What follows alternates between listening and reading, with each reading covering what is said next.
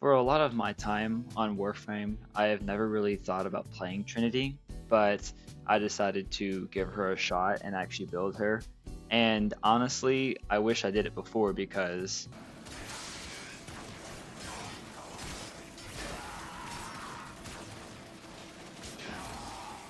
yeah, she just never dies, and that's what's really exciting because a lot of Warframes are just mainly DPS, but with her, she's more of a support, but she could still definitely put out a lot of stuff. So today, I wanted to show the build that I have for her. Now, before going into the build, I want to go over all of the abilities and her passive ability before getting into the build, just because it's a good thing to know exactly what you're doing and using before just putting mods on and stuff. So we're going to start off with the passive ability. So the passive ability is that allies in affinity range will gain 50% of Trinity's max energy as HP.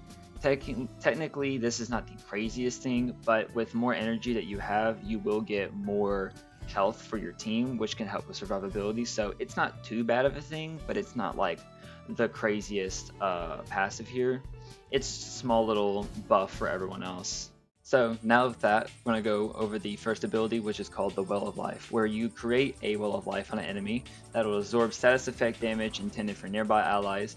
Allies that attack it will gain additional HP, and if an ally dies, the enemies in that Well of Life will die instead. The augment for this is called Pool of Life, where on death, marked enemies will drop one health orb with a 100% chance to also drop an energy orb.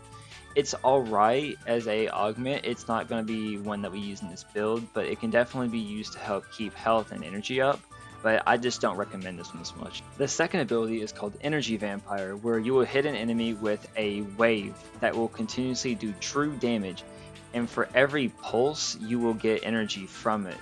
There is a thing where if you increase your efficiency, it actually makes the pulses go faster, but if you have higher ability strength, you will also get more energy per pulse.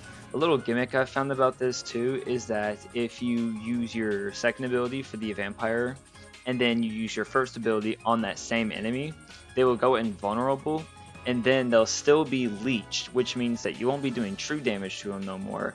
But at the same time, you're also continuously getting pulses and they stay alive, giving you energy until it is fully done. The augment mod for this is called Vampire Leech, where excess energy that you get from the leech also gets turned into shields by 150% of the bonus, which can be good for helping with shield gating. But with how much survivability she'll have with these next two abilities, this one isn't really required at all. If you just wanted to overkill it though, you can definitely go for this. The third ability is called Link, where you will link yourself to other enemies, and whenever you take damage, this actually gets redirected to other enemies. This is maxed up to a total of 75, but the radius can go up, and you can have this affected by multiple enemies. It is very good for just surviving more and just not taking as much damage. I mean, with this, you can resist a lot of damage. And the augment for this is called Debating Link, where it reduces armor rating by 60% on enemies targeted by Link, which this can power up higher by ability strength, which we can get over 100%. So with multiple enemies being linked to this, we are actually fully taking their armor, and this gives us an open window to do a bunch of damage. This is the one augment out of all of the augments we're going to talk about that we're going to actually use in the build, as you'll see later. But it's definitely recommended. And the last but not least, we have Blessing, which is the fourth ability, where we drop this beacon almost of a ability that will fully restore everyone's HP and shields within the affinity range, and gives you a flat damage reduction that starts at 50% but can go all the way up to 75%. And the restoration is actually 80%. The build that I have just has it at max, so my bad for that.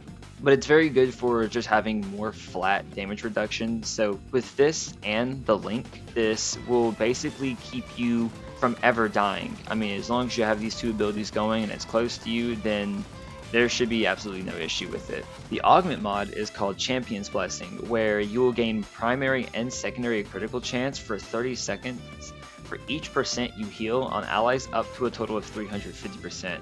So if you wanted to play as a teammate and use this, then you will get a lot of primary and secondary critical chance, and I'm pretty sure that you will get more off of ability strength. I haven't actually tested this yet, but obviously this will be a good way to get yourself more damage and more crit on your weapons, especially things like the Kuva and the Core, where it might need more crit chance to perform better. So now with that out of the way, we are now ready to actually start talking about the build and how to correctly play this. I mean, to learn how to play this, it's very simple. It's just simply keep an eye on your abilities. Make sure you keep using your Vampire Leech to keep an energy flow. Keep some Well of Life just in case you somehow end up actually dying from some crazy damage. Use your third ability whenever it's kind of like a cast and forget. And then whenever you're staying in a spot, like a stationary spot, then I would recommend dropping your fourth ability to stay around, get that damage reduction, and just kind of go crazy on the enemies. Now we're gonna look at the build. Don't mind me having physique. I haven't been able to switch that war mod yet. You can obviously change this to corrosive projection or throwing power if that feels like more of your lane.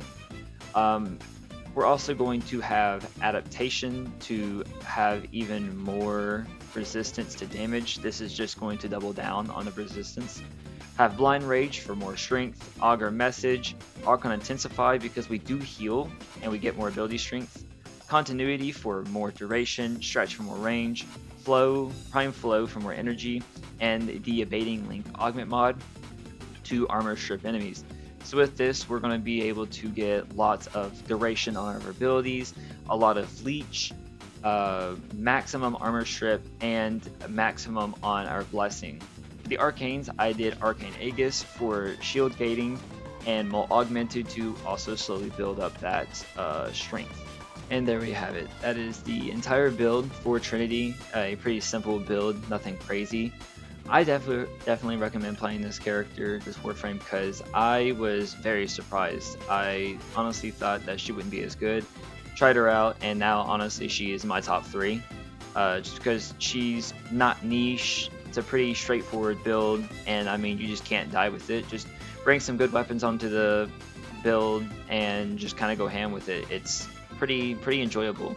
But yeah, thank you guys for watching. I hope you guys enjoyed the video. If y'all have made it this far, please drop a like and also subscribe, and try to show this video some love. Try to put me on the algorithm, trying to post more. And with that, I will see y'all guys whenever I post again. See ya.